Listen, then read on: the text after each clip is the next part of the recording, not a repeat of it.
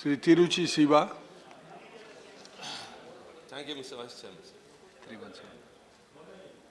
So the railway budget has been hailed as a pragmatic one by many for not having increased the passenger fares and the freight rates any higher, but have assured for more.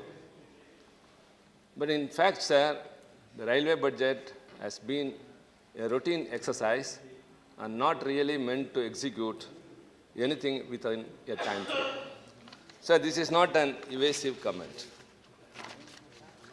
Mr. Sadananda Gowda, when he was a minister in 2014, has read out 676 projects in 30 years. Out of that, only 327 have been completed in 30 years. So also after spending the original estimate of rupees 1.52 crores, the Railway Board now needs rupees 1,82,000 crore to complete the rest. So also only one of the 99 lines sanctioned, not announced, sanctioned in the last 10 years has been completed. So sir, the railway budget always assures more, it gives promises, it makes us to feel that something has been said or will be done, but nothing comes out to reality. In 30 years, only 50% of those projects have been completed, and in 10 years, out of the 99 new lines sanctioned, only one have been completed. So I want to deviate from the usual procedure of giving some proposals to the ministers with much hope on the floor of the House, and they will be studiously taking note of it, and that will come on the press the next day, but nothing will come out of it. So I want to say something, what could be done. So the Railway Board is doing everything. I don't want to blame the ministers. Ministers come and go, may come and go, but the Railway Board is always there. It is only they are very, very clever, they know how to do things. For example, in a certain country, if the railways want to increase the fare, they will say that from taking you from point A to point B, the fare is hiked this much and you will be charged this much. But here they never say that. They say the fares have not been increased, but on the other hand, safety surcharge is being collected from the passengers. So also the development surcharge has been collected, excuse me please. The development surcharge is also collected very wisely. In turn, it is being extracted from the passengers. They call them passengers, they never call them a customer. For example, the PSU, the banks are also PSUs. They call their account, those who are holding accounts as customers, but the railways call them as passengers, as like any other one. So they get they extract from the passengers in some other name, like safety surcharge or development surcharge, but they don't say that it is a fare hike. Sir, I would like to say when Mr. Lalu Prasad Yadav was the Minister of Railways, if you are going from Delhi to Chandigarh and returning from Chandigarh to Delhi, if you make a booking here to Chandigarh, for example, if the fare is 200 rupees, they will charge 200. If you are booking for a return ticket from Chandigarh to Delhi, they will charge 220 rupees. No one knows why. This was not the brainchild of Mr. Lalu Prasad Yadav, who was the minister. It was by the Railway Board. Later, after some resistance, it was taken away. So all these things are done by the Railway Board. So I request the ministers, whoever may be in charge, I have much confidence and I repose my confidence on the incumbent railway minister, whom, like many others have mentioned, is very efficient. But what can he do? They cannot jump over the high walls of the Railway Board. See, first of all, they have to revamp many things. Sir, all these things not with malice to anyone or grudges to any particular person, sir. The railways have been assuring a lot, but nothing has been seen. So also, I would like to recollect one of Lord Tennyson's poem, Lotus Eaters. He writes that they landed in an afternoon where it seemed always an afternoon. In Europe, it's an afternoon, it's a very pleasant thing, that's different. They landed in an afternoon where it always seemed to be an afternoon. So also, any pilot project launched by the railways is always the pilot project. It has never turned out into reality.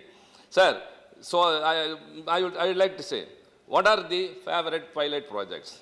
Safety devices like GPS-guided signaling, train-activated warning system, anti-collision devices, and foolproofing signaling, advanced warning systems, bio-toilets are all pilot projects. But dedicated freight corridors, dedicated passenger train corridors, Railway Safety Authority, Rail Tariff Authority, and branded food in pantry cars, fire extinguishers in every coach will all find a mention. This will all find a mention in all railway budgets, but we are all expecting very eagerly. So also, sir, this railway was employing 17 lakh employees 2 decades ago, but now only 12 lakh employees. See, railway lines have been lengthened, the length has been increased, the trains have been increased, the coaches have been increased, there are more double lining, but why there is a reduction only in the employees? No one knows, because the vacancies are not filled. As per the railway information, sir, in 5 days, 4 railway employees pass away. Those vacancies are not at all filled. And never they are considering compassionate grounds to be filled in. See, these are the few things which we want to proceed. Another very, very important thing, sir, the railway minister has announced that e-tendering in contracts. And they say that this will abolish corruption, sir. Let me quote, sir, a report of the CAG. In a report tabled in Parliament of February 12, 2014, CAG said the railways lost revenue of 2,487 crore. Kindly, Minister, take into consideration. E-tendering will not put a full stop to corruption. There are many other things. According to its audit conducted between May 2008 and March 2012, the loss was due to the lapses in implementation of under the dual pricing system introduced in May to July 2008. The freight rate for transporting iron ore for non-domestic consumption was more than 3 times the fixed rate to transport iron ore for domestic consumption. But without getting prescribed documents, the consignment was classified under domestic consumption category. So the domestic consumption, the freight charge is less. Whereas the non-domestic consumption, it is more. Whereas non-domestic consumption of iron ores have been treated as domestic consumption, and the railways has got last 2,487 crore rupees. So also the East Central Railways had purchased 219 acres of land for around 140 crore without any clear-cut plan on utilization. The report also revealed that 65% of the locomotives reported failure within 3 months of periodic overhauls. Why is it, sir? Sir, whenever the coaches or locomotives go for maintenance, the spare parts which the employees are demanding are not being given, only 70%. So how do they manage with the rest?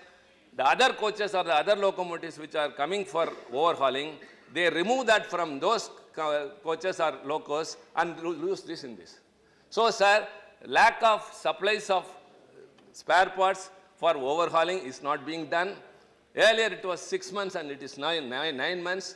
The overhauling is not done properly. The rail engines as well as the coaches are not maintained properly. Overload work of the taxes the employees. So all these things have to be considered very much, sir. Further, sir, the Central Vigilance Commission has said that in 2014, there was an 82% increase in corruption cases from 2013, and most of them were in the railways. Sir, last year, 1 minute, sir, just 2 minutes, I will complete. CBI filed a charge sheet regarding the Rail Neer scam, where packaged water that was cheaper was sold in places Rail Neer. Other packages were sold in the place of Rail Neer. Multi-crore way bridges scam was reported. Very, very important, sir. 65% of the way bridges are being maintained by private parties. Because of this, sir, many scams are going on. The railways are losing a lot of money, sir, income, sir. So also the operating ratio, one of the very, very important things, sir. Operating ratio is the ratio of the working expenditure to the revenue earned from traffic. Therefore, a higher ratio indicates a poorer ability to generate surplus that can be used for capital investment, such as laying new lines, deploying more coaches. Sir, in 2015-16, operating ratio increased from a budgeted estimate of 88.5% to 90.5%. The operating ratio for 2016-17 is projected to increase to 92%. So, sir, your revenue and the expenditure are not matched, and so the operating ratio, if it increases, that will not signify a healthy functioning of the railways. So to say, sir, a lot of figures relating to the railways will make many eyebrows raise, sir, but everything has been conveniently swept under the carpet by the excellent speech of the railway minister. Only one submission to the minister again to take note of the ministry has to first establish accountability at all levels. You have to work with the unions, deflate the bloated bureaucracy, and above all, rid the railway board of the employee members. Nowhere in any part of the world, a board of management consists only of its employees as our railways do. So the ministers have to realize their responsibility and what the nation expects from the railways, you have to serve. Thank you very much. Thank you.